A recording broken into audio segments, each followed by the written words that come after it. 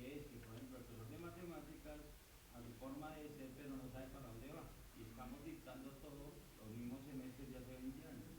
¿Sí? Entonces creo que lo que hablamos también ayer, esto de la interdisciplinariedad, y esto va pegado a esta parte, ¿no? O sea, el cuento que yo le decía al profesor, Fernando, si yo le matemáticas, un ejemplo, usted que necesita verdaderamente en las matemáticas que el chico se, o necesitamos que le repitamos el bachillerato, volvemos a decir eso, o simplemente si yo quiero ser el gran profesor, le pongo un parcial para que nadie lo pase.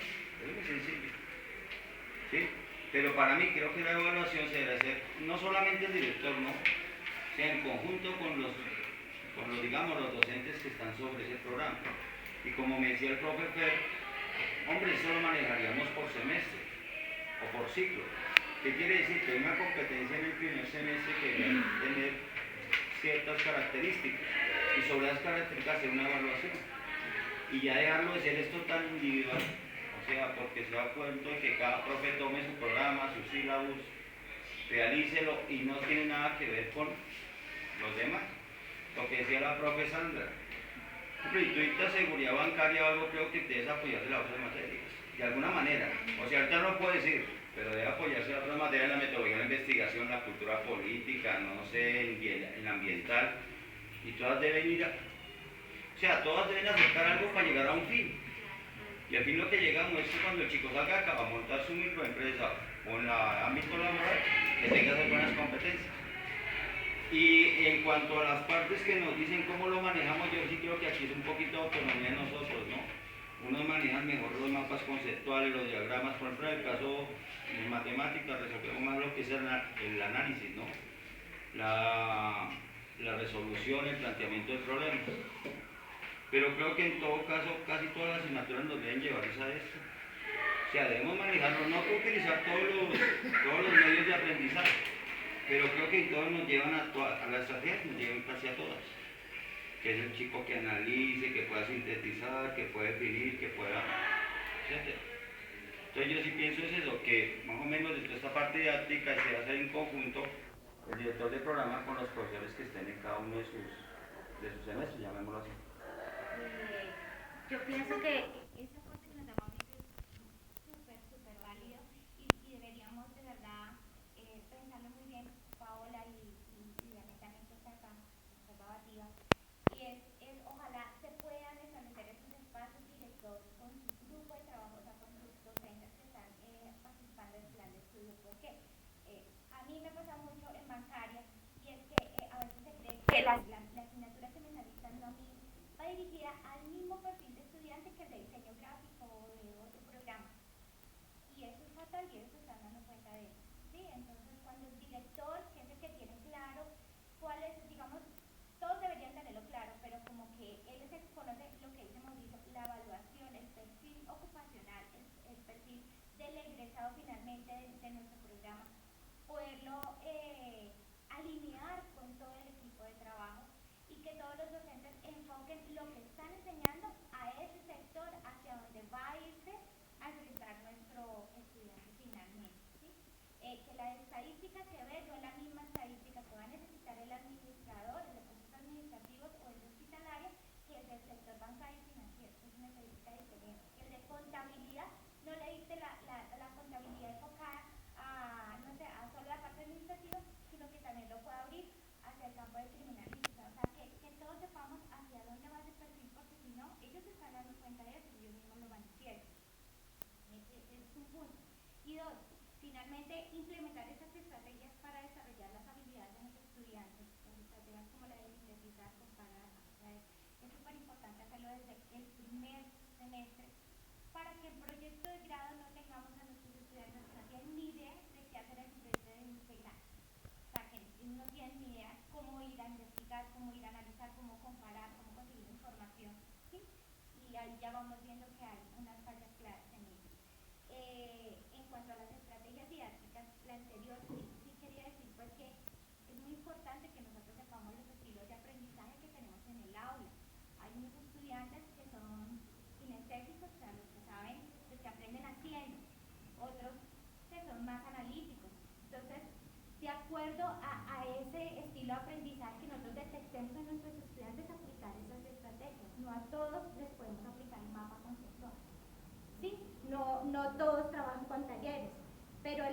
lenguaje colaborativo puede aplicarse en varios de ellos y es como hacer como una estadística de qué estilo de aprendizaje tenemos en nuestro grupo para esa misma estrategia implementación. ¿Sí? Paola, profesor Román. Lo que pasa es que lo que yo veo es que no todas las carreras se pueden manejar de la misma manera, ¿no? Que en cada carrera el estudiante debe desarrollar unas competencias especiales, ¿cierto? Se ha dado el caso aquí muchas veces que por, digamos, falta una cantidad de estudiantes que justifiquen, por ejemplo, algún salón de clase, tengamos que mezclar a veces estudiantes de una carrera y otra en materias, por ejemplo, como estadística, matemáticas y esas cosas, ¿cierto? Pero no depende exclusivamente del docente en este caso, sino de la estructura de la universidad, ¿cierto? Si pudiéramos manejar eso de otra manera, las cosas serían diferentes, ¿cierto? Entonces sí, claro, cada uno se enfocaría donde se tiene que enfocar. Ahora, lo que utilizamos nosotros, por ejemplo, en el departamento es, a principio de semestre, aparte de comentar las reglas de clase, le decimos al final de semestre nosotros vamos a evaluarlos en esto, en esto, en esto y en esto. ¿Cuáles son los recursos que ustedes tienen aquí en el salón? En primer lugar, tienen un guía, ¿sí? Ese guía está ahí para ustedes. Entonces, les va a dar una introducción al tema que ustedes tienen que aprender y a partir de ese momento, pues ustedes tendrán que buscar la manera de poder comunicarse, es decir, de utilizar lo que están aprendiendo. Eso es lo que nosotros utilizamos. Y le damos los recursos de la consejería, los cursos vacacionales, repetir clases, por ejemplo, si algún estudiante dice, no, yo no he podido entender la clase porque, no sé, el profesor hablaba muy rápido, cosas por decir, bueno, listo, siéntese aquí en 15 minutos, arreglamos la cosa. ¿Sí? Y si tiene más duda, pues viene mañana y volvemos a revisarlo. Entonces, lo que tratamos de hacer nosotros es darle todas las posibilidades como para que no fracase.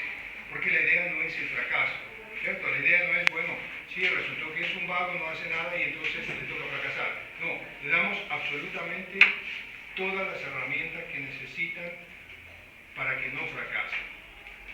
Ya si, por ejemplo, como ha sucedido acá en el caso de Sena, hay estudiantes, por ejemplo, que no vienen nunca y a último momento aparecen y dicen, no, Roma, es que yo no pude venir porque cualquier cosa, o sea, lo que sea.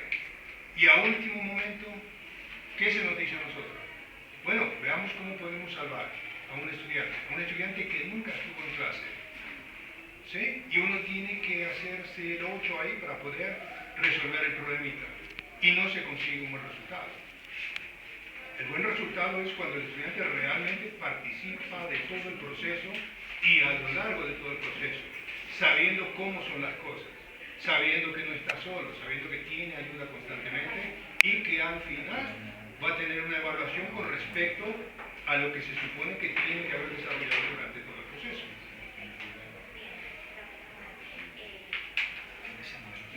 Paola, ¿y su nombre cuál es?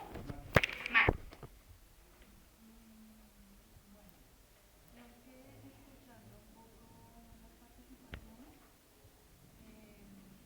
Digamos que dentro del ejercicio de revisión precisamente del rol que tiene el director del programa en interior de ICE, ¿sí? Específicamente sus funciones, cuando hacíamos el ejercicio de input y output, ¿se acuerdan? Hacíamos un relevo de la importancia de lo que tú decías, de reunirse en conjunto, ¿cierto?, con ese equipo docente, en el sentido de constituir, ¿cierto?, ese horizonte académico y la definición, obviamente, de muchos aspectos específicos, que digamos ahí podríamos contemplar esa definición de competencias y de habilidades a las que se le apunta, no solo dentro del campo de saber, sino dentro de la asignatura de acuerdo al enfoque que tenga, ¿sí? Digamos que dentro del equipo hemos pensado en cómo hacer una sistematización posible, ¿cierto?, de eso que a veces parece ser tan cualitativo como el desarrollo de una competencia. Partimos de la idea que nos presenta el modelo y es dentro de los comportamientos que se manifiestan, ¿cierto?, como lo visible de aquello que está tanto cognitiva como afectivamente y dentro de los valores. Y hemos más adelante profundizaremos en qué es una rúbrica, cómo se maneja, cómo podemos traducir eso de lo cualitativo a lo cuantitativo, que finalmente nuestro sistema educativo pues nos exige al final siempre una nota, digamos, pero también la rúbrica nos posibilita tener ese conocimiento de lo cualitativo, ¿sí? La necesidad del perfil, ese va a ser uno de los puntos de los productos del proceso que continuará.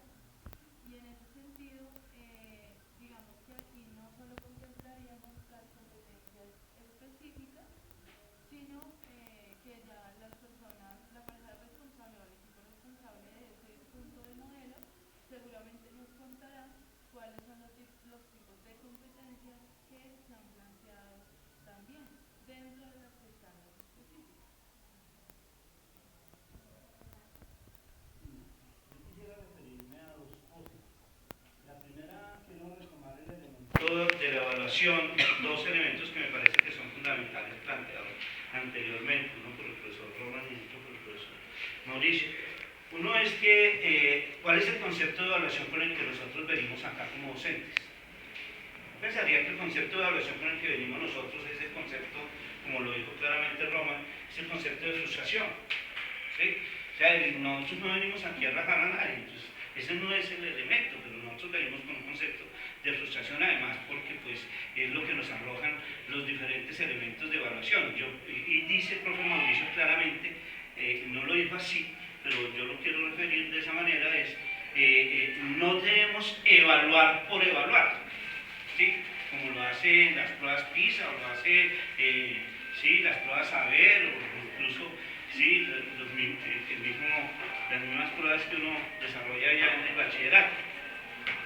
Pienso que la evaluación debe tener dos elementos que son significativos. Uno, el sentido de pertinencia de la evaluación, que es fundamental, ¿sí? ¿Qué es lo pertinente para cada uno de los procesos, para cada uno de los programas? Es que incluso la evaluación dentro del mismo programa de un área de conocimiento a otra área de conocimiento varía, ¿sí? Entonces me parece que es fundamental que le hagamos un análisis al sentido de pertinencia a la evaluación. Y el otro elemento que me parece clave, ¿sí? Es lo que tiene que ver con la pertenencia con respecto a la evaluación, ¿sí? Sentido de pertenencia y sentido de pertinencia. Sentido de pertenencia en dos aspectos, ¿sí? Y Roma lo estaba planteando ahora, ¿no? Institucionalmente, ¿cuál es la orientación para desarrollar procesos evaluativos? Institucionalmente. Nosotros tenemos un modelo pedagógico. Ese modelo pedagógico nos abarca un enfoque pedagógico, ¿sí? Ese enfoque pedagógico nos da a nosotros realmente las posibilidades, incluso las directrices para nosotros desarrollar evaluación. Si eso es así, entonces ¿por qué hacemos otro tipo de evaluaciones, por ejemplo? Entonces, a mí me parece que es importante que nos pongamos un poquito a mirar en ese sentido, que el tema de la evaluación no es cualquier cosa, pienso que es algo significativo dentro del proceso de enseñanza-aprendizaje y que lo podamos desarrollar por varias cosas. Es uno de los elementos fundamentales en el aula de clase e incluso, ¿sí?, define la relación estudiante-docente, ¿sí? Entonces, cuando el profe va a decir que hacemos evaluación, entonces llega la cuchilla, ¿sí? Cuando no dice que va a haber evaluación, entonces es el parcero, ¿sí? Entonces ahí hay unos elementos que son significativos que nosotros nos toca como mirar.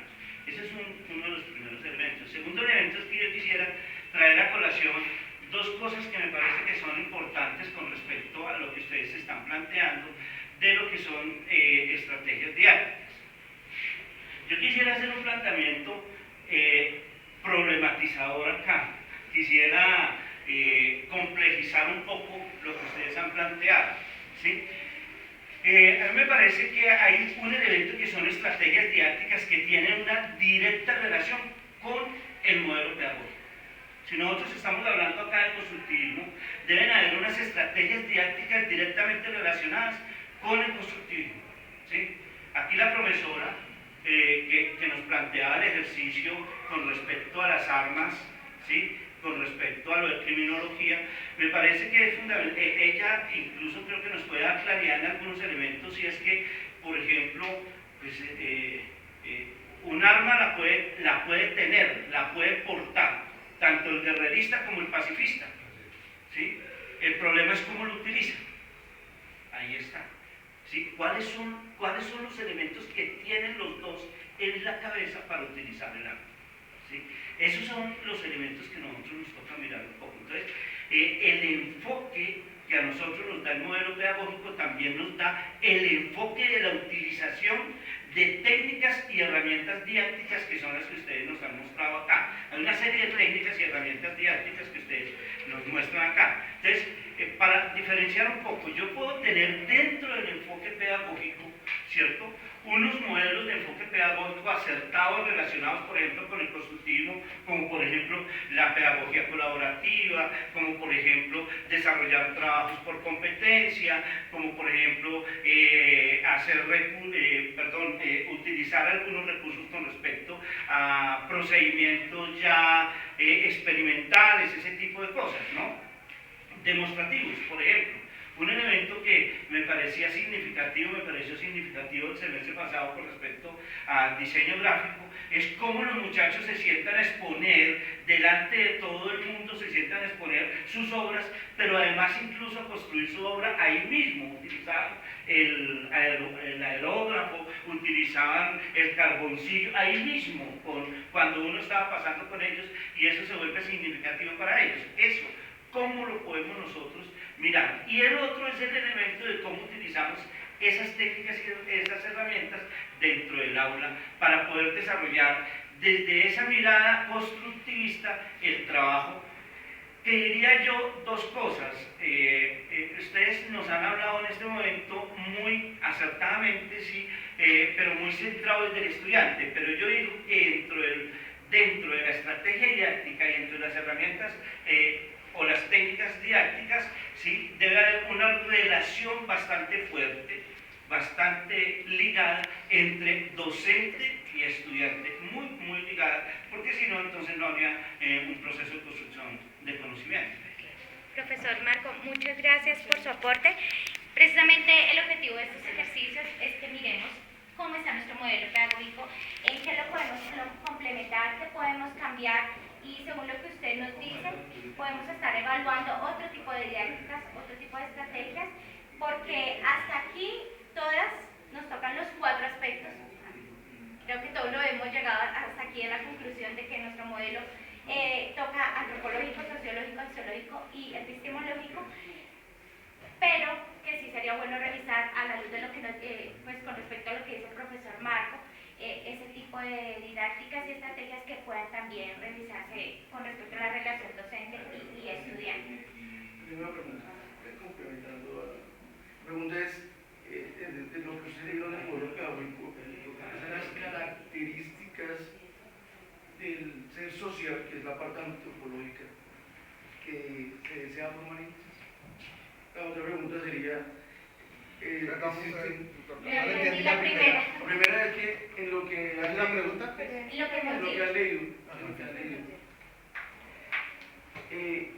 han observado que el modelo pedagógico establezca unas características de ese ser social que se quiere formar en ese, tanto desde el punto de vista antropológico. Se observa en el modelo pedagógico unas características de la sociedad que queremos. Se observa qué valores se desean desarrollar en ese hombre para esa sociedad que queremos y qué tipo de pensamiento queremos desarrollar. Porque es que ahí, en fondo, está lo que existen en los problemas de la evaluación. ¿Sí? Porque, digamos, si yo sé cuáles son las características del hombre que yo quiero formar para mi sociedad, entonces me va a quedar más fácil, ya después de la práctica, evaluar por qué hubo errores, por qué hubo fallas, ¿cierto? Puedo mejorar esa parte del sentido de la evaluación, en el sentido de que estoy apuntando el norte del proceso educativo y no solamente me estoy centrando en el componente solamente reduccionista de la parte de la información o solamente de la parte ocupacional. Entonces, eso es lo que tenemos que mirar, ¿sí? Ahora, miremos si eso, confrontándolo con la otra parte de la matriz, ¿sí? Desde el punto de vista normativo. Lo que pasa es que No hemos terminado. No, sino que yo Van dejando preguntas de reflexión. No, que pregunto las anteriores, la otra. y al final yo pediría un espacio para Ok. profundizar. Ok, Claro, lo que pasa es que, a ver, llegamos a este punto y ahora nos hace falta precisamente la última parte que nosotros dejamos, que fue una parte donde vamos a hacer una parte de reflexión, una parte de comparación, ¿cierto? Donde vamos a trabajar la didáctica, lo que esperamos debería ser, ¿cierto? Pero viéndolo desde un punto de vista totalmente diferente, digamos, externo a la institución. Esto lo va a hacer el profesor Tiberio y antes de darle paso a él finalmente con el tema de las TICs y de la educación virtual, nosotros lo que tenemos que aportar como grupo es que frente al modelo pedagógico está mencionado pero está desactualizado. Sacamos obviamente lo que está a favor, que es que la importancia que tienen las TICs para la educación y la educación virtual también la importancia que tiene para la institución. Las TICs, maximizar los procesos de aprendizaje en los estudiantes, actualizar y orientar la formación, completar el trabajo presencial o independiente de los estudiantes. Ese es el objetivo que tienen hoy las NTICs, ¿sí? Entonces, nomás ahí con el término ya estamos desactualizados en el modelo. Y en cuanto a educación virtual, sigue siendo clave, pues lo positivo que vemos es que contribuye a la dinámica pedagógica de enseñar a aprender, generar en los estudiantes autonomía y autorregulación en los procesos formativos. O sea, el modelo es claro en los objetivos que persiguen estas dos herramientas, pero con respecto a lo que hacemos, en realidad en ICES está totalmente, o sea, el grado de acercamiento, que es el que se denomina en la matriz, es 1 para nosotros. Entonces ya damos paso a la última parte, que en nuestra diapositiva está resumida en las dos últimas diapositivas, que son la evaluación del modelo pedagógico. Bueno, yo tomo algunas ideas muy poco reflexionadas de un doctor en educación que ustedes conocen muy bien, que es Vasco, ¿es cierto? ¿Qué tomamos de aquí? Primero, lo que es formación, educación. Posteriormente, lo que es práctica y lo que es praxis, ¿no? Precisar como un poco eso a partir de ese pensador. Pues la verdad, en esto de la educación ha sido un tema muy escabroso para cualquiera de nosotros, no es fácil, ¿no? Se dicen muchas cosas y lo que yo hago es como subirme en los hombros de este pensador y tratar de decir algunas cosas. Por ejemplo, este profesor habla de que la formación, toda sociedad, indistintamente, cualquiera que sea, se forma. Se forma desde la familia para defenderse y para prolongar alguna situación propia de la sociedad. Pero cuando esa formación se institucionaliza, entonces se convierte en educación. Entonces podríamos pensar nosotros que la educación es formación institucionalizada. Y entonces cuando la educación es formación institucionalizada, aparecen conceptos muy ya trabajados aquí por ustedes, que se llama la pedagogía, ¿cierto? La didáctica. Entonces voy a leer estas dos cosas aquí para no tergiversar lo que el pensador colombiano nos dice. ¿Qué es entonces pedagogía para el profesor Vasco?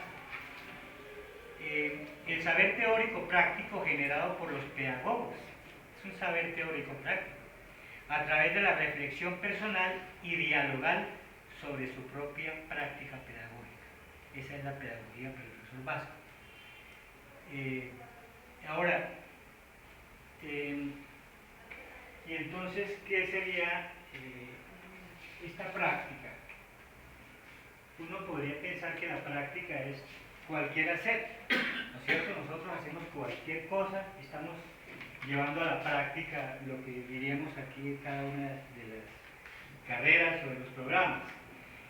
¿Y eso cómo lo confrontamos con la praxis? La praxis no es más que una práctica reflexionada. Entonces la praxis es reflexión de lo que hacemos. Reflexión de lo que hacemos. Entonces, praxis es un subconjunto de la práctica.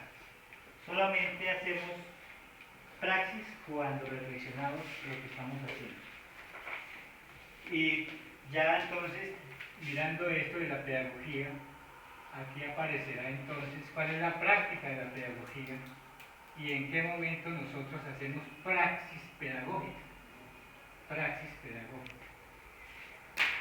Entonces, una vez que habla de todo esto, va a la didáctica y la define como una reconstrucción del problema de la comunicación entre maestros y alumnos. Una reconstrucción del problema de la comunicación entre maestros y alumnos a partir de los fracasos del aprender y enseñar. Y entonces, lo que me hace pensar aquí Vasco es que la didáctica no es más que la reflexión que nosotros hacemos a partir de la práctica en nuestro salón. Para Vasco no es llevar a Piaget o a Vygotsky allá, Piaget, auxilio. ¿Qué hago desde el punto de vista de Vygotsky o cualquier pensador sobre la educación dentro del salón? Es más como reflexionar un poco sobre el quehacer al interior del salón. Entonces, la tarea de cada uno de nosotros como profesores es reflexionar sobre el quehacer diario al interior. Ustedes saben que uno cierra la puerta y ahí pasa cualquier cosa, ¿no? Bueno, entonces, mirando eso, uno podría pensar entonces, ¿cuál es el problema al que se enfrenta un maestro en general, particularmente en Colombia? Y entonces él dice, el problema más grave que nosotros tenemos es la rutina. ¿Y la rutina qué es? Pues un pasar y un pasar del tiempo de nosotros como profesores de una manera estéril, haciendo siempre lo mismo. Y entonces, ¿cuál es la propuesta? La propuesta para que hace el profesor es salirnos de esa rutina. ¿Y cómo hacemos para salirnos de esa rutina? Reflexionar siempre sobre nuestro quehacer. Reflexionar, así sea de manera individual o de manera grupal, pero siempre hay que hacer reflexiones para ver cómo transformamos eso. Y entonces, la rutina es uno de los principales problemas que nosotros enfrentamos como profesores. Bueno, yo sé que estos simplemente son situaciones que quedan ahí abiertas. Y el siguiente ejercicio que quiero hacer es un caso práctico hecho por un profesor de la Universidad Nacional, que desafortunadamente me doy cuenta que los trabajos serios solamente lo están haciendo los doctores. Vasco es un doctor, y la reflexión que voy a mostrarles ahora es de un doctor formado en Cambridge, en teoría económica, y muy preocupado por la didáctica al interior de los alumnos en la Universidad Nacional, particularmente en economía.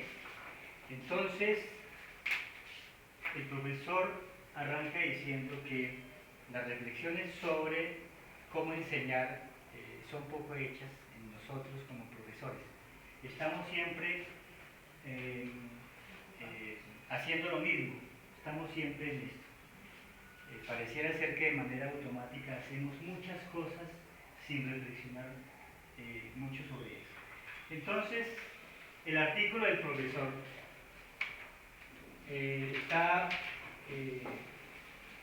dividido en 4 aspectos. El primero es los estudiantes.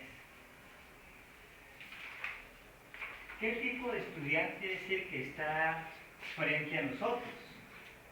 Lo que decía ahorita Sandra. Si yo dicto, por ejemplo, particularmente lo que yo conozco un poco, economía, pues el discurso de la teoría económica les habla de manera diferente a un ingeniero de sistemas que a un administrador o que a un estudiante de criminalística o que a un estudiante de promoción social. Cada uno miraríamos qué sería importante para nosotros como teoría económica que nos pudiera servir para algo. Por eso el semestre pasado, en diseño gráfico, un estudiante me preguntó, ¿para qué me sirve el curso de economía que usted nos está dictando si nosotros estamos estudiando diseño? Y entonces yo le dije, muéstreme algo de su vida, de sus sueños, de sus anhelos, de sus esperanzas, de su práctica, que no tenga que ver con el mercado. Entonces el mercado nos atraviesa la vida, querámoslo o no. Alguna vez un profesor se refería a los hippies de allá de la Nacional que iban en contra del sistema capitalista, pero por las tardes, de manera muy callada, tenían que elaborar algunas cosas para vender. Es decir, algo tenemos que hacer para ganar ingresos. O vendemos nuestra capacidad de trabajar o trabajamos en algo que sabemos hacer para vender algo. Y entonces estamos siempre atravesados por el sistema de mercado. ¿Y qué es eso? Precios, cantidades, optimización, etcétera, etcétera. Entonces, hay que hacer una mirada muy juiciosa de los estudiantes. Y por eso entonces una vez que se hace esto, el profesor nos dice aquí,